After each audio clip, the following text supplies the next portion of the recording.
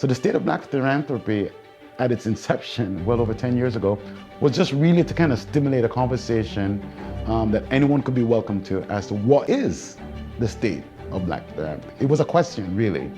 And so the idea was if we're having those conversations, we have to also have the conversation in a way that talks about Black community and the needs, given the significance of those needs. The Miami Foundation at the time, we took a look at the donors who comprised our donor base there. And we saw that our donor base wasn't really reflective of the community that we were serving. What makes me proud to be a part of the State of Black Philanthropy is that all of the resources, answers, solutions that we're looking for in many ways exist right in our own community.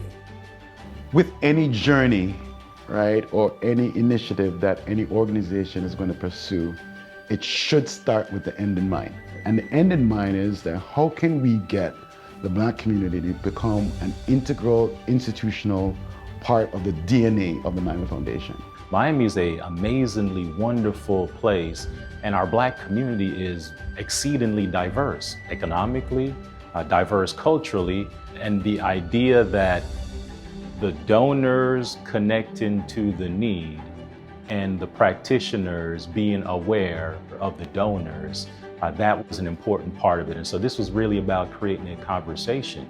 Anything, when people care about something, if you can facilitate a conversation with all the different parties around the table, you at least start the process of getting towards a solution, because the solution comes from people bouncing ideas and inspiration off of each other. Feeling inspired to invest in the organizations and the people who are making Miami an even better place for everyone and who are anteing up the quality of life for all Miamians is really, to me, the most exciting sort of outcome that people can walk away with directly from the event.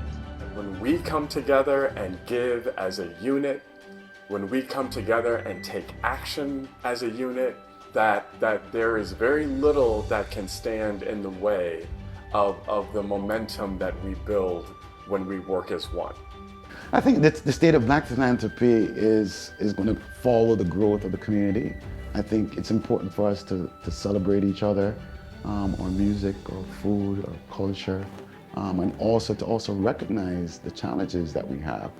Because I believe that when we invest in each other, the entire community benefits.